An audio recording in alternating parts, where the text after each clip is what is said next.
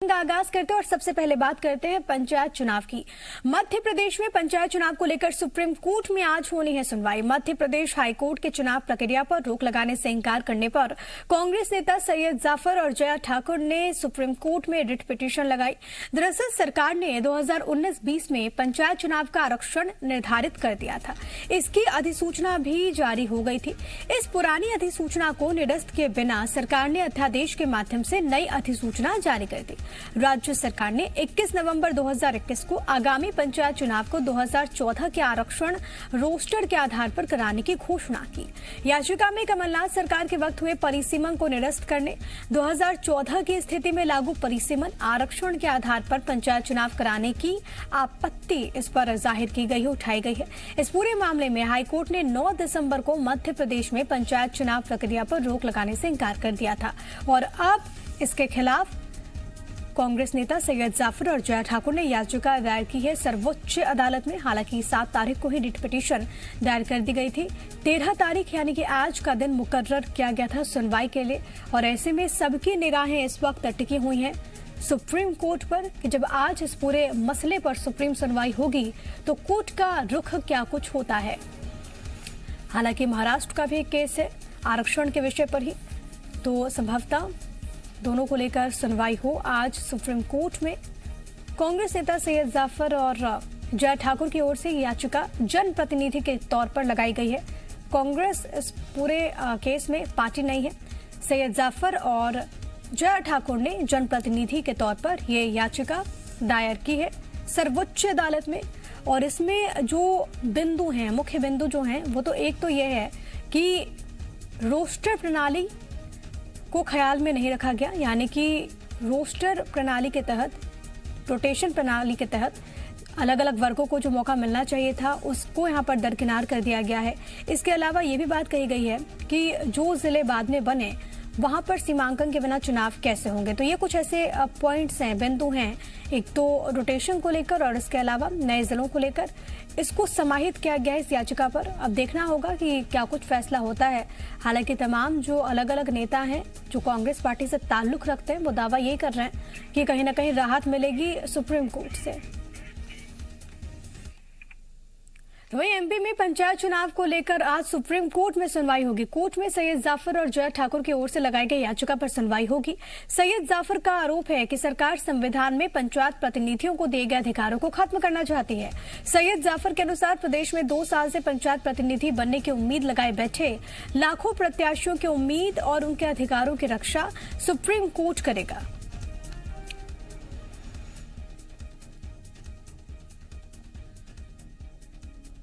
Doctor Bhimrao Ambedkar जी द्वारा बनाए गए संविधान के तहत पंचायत प्रतिनिधियों को मिले अधिकारों को खत्म करना चाहती है मध्य प्रदेश की भाजपा सरकार।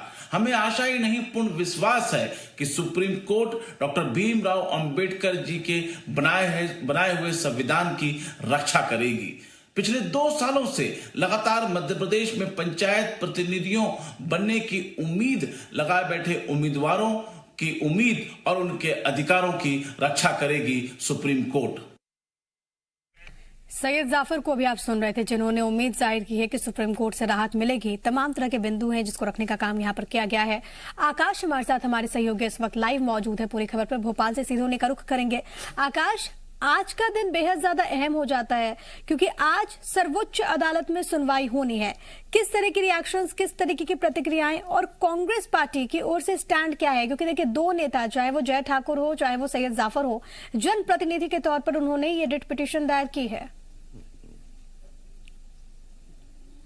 बिल्कुल प्रिया, देखिए कांग्रेस का स्टैंड पुराना है कि वो कोर्ट नहीं जा रहे हैं। इसके पहले भले ही ये बात चल रही थी कि कांग्रेस कोर्ट जाएगी, लेकिन बीच में कांग्रेस ने पाला बदला और ये तय किया कि पार्टी खुद कोर्ट नहीं जाएगी, बल्कि जो लोग कोर्ट जा रहे हैं, चाहे वो आम जनप्रतिनिधि हो या फिर आम लोग जिन्हें भी इस आरक्षण और परिसीमन की प्रक्रिया से ऐतराज है, उनका सपोर्ट कांग्रेस पार्टी करेगी। और अब कांग्रेस के नेता हैं, जया ठाकुर की बात हो या सैयद जाफर की बात हो, दोनों नेता सुप्रीम कोर्ट के दरवाजे पहुंचे हैं। इसके पहले हाई हाईकोर्ट में भी मामला पहुंचा था और हाईकोर्ट में कांग्रेस के वकील यानी कि कांग्रेस के नेता हैं विवेक तन्खा और शशांक शेखर, वो पैरवी करते नजर आए थे।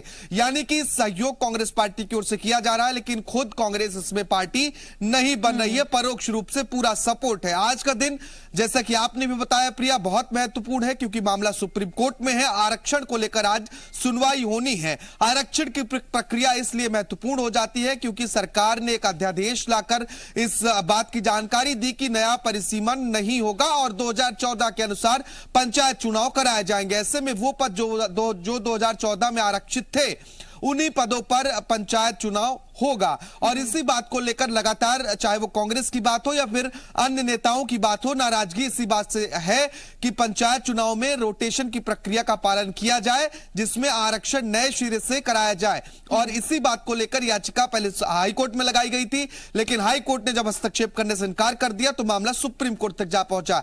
दरअसल जो रोटेशन की प्रक्रिया होती है वो चक्रानुसार होती है। एक पूरा चक्र होता है जिसके अनुसार आरक्षण बार बार किया जाता है। अगर इस बार एससी के लिए, अगर हम उदाहरण के तौर पर समझे, एससी के लिए सीट आरक्षित है तो अगली बार एसटी के लिए जाएगा, फिर ओबीसी के लिए जाएगा, फिर जनरल के लिए जाएगा। इसी तरह से ये चक्र चलता रहेगा और ये चक्र एक बार फिर से जाकर एससी पर ही समाप्त होगा जहां से शुरू हुआ था। और यही मांग है कि इसी चक्रानुसार, इसी रोटेशन के तहत आरक्षण की प्रक्रिया पूरी की जाए, क्योंकि याचिकाकर्ताओं का यह कहना है कि जो पंचायत प्रतिनिधि जो अलग अलग वर्ग के हैं, जो तैयारी कर रहे थे कि सीट उनके लिए रोटेशन के तहत आरक्षित होगी, लेकिन सीट आरक्षित नहीं हुई। ऐसे आपके पास फिलहाल याचिकाकर्ता सैयद जाफर साहब हमारे साथ खुद ही जुड़ गए, कांग्रेस पार्टी से ताल्लुक रखते हैं। सैयद जाफर साहब, बहुत स्वागत है आपका। सैयद जाफर साहब, मेरी आवाज आप सुन पा रहे हैं? जी, आपकी आवाज आ रही है। स्वागत है आपका। आज का दिन तो आप लोगों के लिए बहुत अहम है, याचिका दायर की है, सुप्रीम कोर्ट में सुनवाई होनी है, क्या उम्मीद जाहिर कर रहे हैं आप लोग? देखिए, ये आज का दिन मेरे लिए या मध्य प्रदेश के जुड़े हुए पंचायत प्रतिनिधियों से बढ़कर ये देश के हर उस नागरिक के लिए महत्वपूर्ण है जो डॉक्टर भीमराव अंबेडकर के बनाए हुए संविधान पर आस्था रखता है। डॉक्टर भीमराव अंबेडकर जी के बनाए हुए संविधान की अनुच्छेद 243 में पंचायत प्रतिनिधि को मिले अधिकारों को लगातार खत्म कर रही है भारतीय जनता पार्टी की सरकार। हमें पूरा विश्वास है कि supreme court doctor Bhimrao Ambedkar की बनाए हुए संविधान की जरूर रक्षा करेगा। और साथ ही हमें ये भी उम्मीद है कि मध्य प्रदेश में लाखों पंचायत प्रतिनिधि बनने की उम्मीद लगा बैठे लाखों उम्मीदवारों की उम्मीद और उनके अधिकारों की रक्षा करेगा आज सुप्रीम कोर्ट। जाफर साहब, बीते रोज जब आप लोग हाई कोर्ट गए थे तो वहां से आप लोगों को निराशा मिली थी क्योंकि हस्तक्षेप करने से इनकार कर दिया था। ऐसे में कितने % ये चांसेस आप लोग जाहिर कर रहे हैं कि सुप्रीम कोर्ट से आप लोगों को राहत मिलेगी? देखिए, मैं एक बार दोहराना चाहता हूं, जहां तक हमारी पिटीशन थी, हमने उस वक्त भी पंचायत चुनाव को रोकने की कोई ऐसी बात हमारी पिटीशन पे नहीं थी। और आज तो हमारी पिटीशन सुप्रीम कोर्ट में लगी है। मैं दोहराना चाहता हूं कि हम मध्य प्रदेश में इन्हीं तारीखों में चुनाव चाहते हैं। हमें कोई आपत्ति नहीं है कि चुनाव आगे बढ़े, हमें कोई आपत्ति नहीं है कि चुनाव अभी हो। हमारा सिर्फ ये कहना है कि इन तारीखों में चुनाव हो जाए, लेकिन मध्य प्रदेश के संविधान में जो पंचायत प्रतिनिधियों को अधिकार दिए गए हैं, जो मध्य प्रदेश के ग्राम स्वराज अधिनियम 1993, नियम 1995 में जो रोटेशन के आधार पर चुनाव कराने की नीति बनी हुई है, जो पिछले मध्य प्रदेश में 25 सालों से 5 चुनाव में लगातार रोटेशन के आधार पर चुनाव होते हैं, उसी तरीके से इस बार भी रोटेशन के आधार पर चुनाव हो जाए। लेकिन जाफर साहब, ये तो फिर दो बात हो गई। आप कह रहे हैं कि आपको कोई आपत्ति नहीं, आप चाहते कि इसी तारीख में चुनाव हो जाए, लेकिन रोटेशन प्रक्रिया को फॉलो किया जाए। इतनी जल्दी संभव कैसे होगा? बिल्कुल क्यों नहीं होगा, क्योंकि हमारे पास तो पिछला 2019 का रोटेशन के आधार पर आरक्षण रखा हुआ है। हमारे पास उस पे आरक्षण की पूरी प्रक्रिया हो चुकी थी। इन्होंने तो उस आरक्षण की प्रक्रिया को रोका। और देखिए, सबसे अजब और गजब बात मैं कहना चाहता हूँ कि मध्य प्रदेश की सरकार एक ऐसा नया कानून बनाती है जिस पर वो ये कहती है कि जो परिसीमन हुआ, जो आरक्षण हुआ, वो 1 साल के अंदर अगर चुनाव नहीं होंगे तो वो समाप्त हो जाएंगे। तो भाई साहब ठीक है, आप अजब और गजब कानून कह रहे हैं, बीजेपी इसको क्या समझती है वो जरा जान लेते हैं। हितेश वाजपेयी साहब हमारे साथ जुड़ गए भारतीय जनता पार्टी का पक्ष रखने के लिए। वाजपेयी साहब, बहुत स्वागत आपका।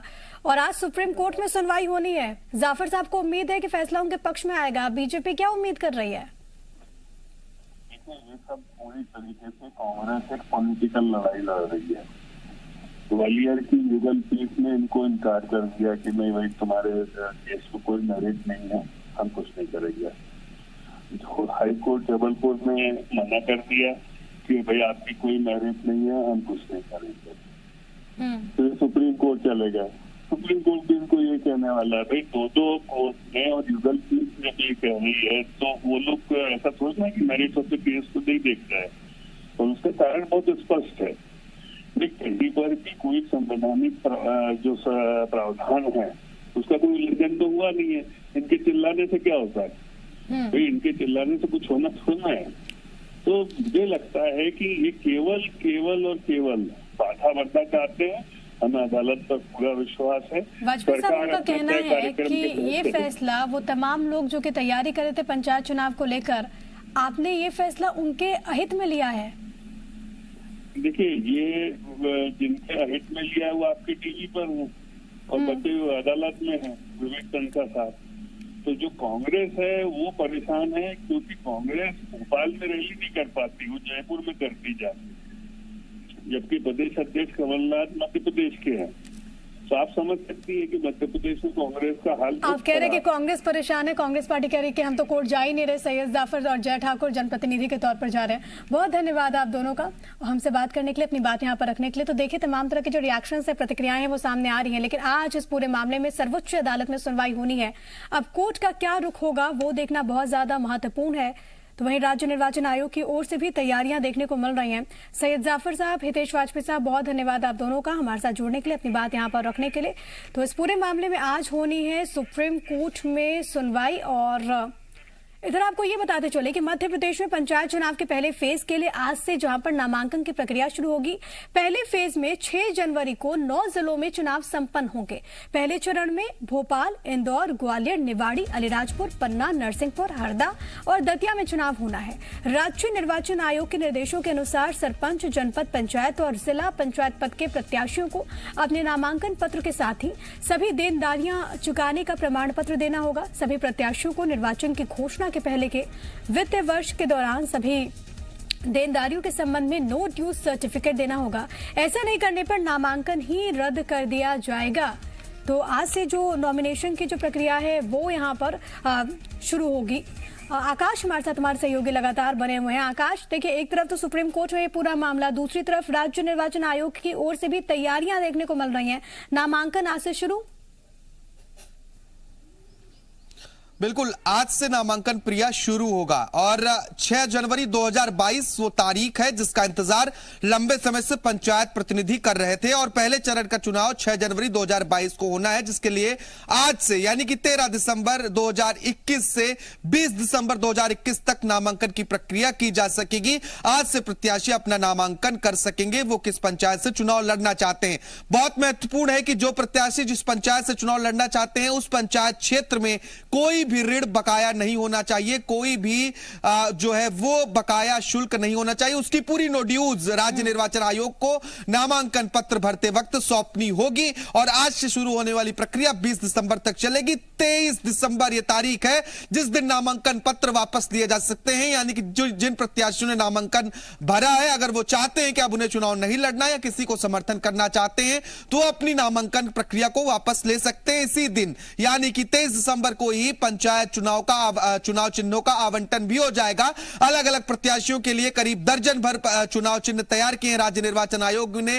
कपड़ा, बर्तन, घर, मकान समेत तमाम तरह के जो चुनाव चिन्ह हैं वो राज्य निर्वाचन आयोग ने तैयार किए हैं, जिन्हें 23 तारीख को प्रत्याशियों को दिया जाएगा। इसके बाद 28 तारीख को दूसरे चरण का मतदान है और 16 फरवरी को तीसरे चरण का मतदान है। 6 जनवरी, 28 जनवरी और 16 फरवरी 3 दिन बहुत महत्वपूर्ण है। ये 3 तारीख पंचायत चुनाव प्रतिनिधियों के लिए बहुत ही महत्वपूर्ण है। और आज से शुरू होने वाली प्रक्रिया में यानी कि नामांकन प्रक्रिया में सिर्फ पहले चरण के लिए नामांकन होगा, इसके बाद दूसरे और ठीक तीसरे है। चरण की भी तारीख जल्द आ जाएगी। साथ ही चुनाव परिणामों का ऐलान कब होगा, इसकी तारीखों का ऐलान भी राज्य निर्वाचन आयोग ने कर दिया है। यानी कि तैयारी पूरी है और अब बिगुल बज चुका है। प्रिया, बिल्कुल बिगुल बच चुका है, तैयारी पूरी। और देखिए किस तरीके से यहाँ पर व्यवस्थाएं भी बनाई गई हैं। अलग अलग पदों के लिए चुनाव होना है और ऐसे में अलग अलग दिशा निर्देश भी तमाम कैंडिडेट्स के लिए। आकाश,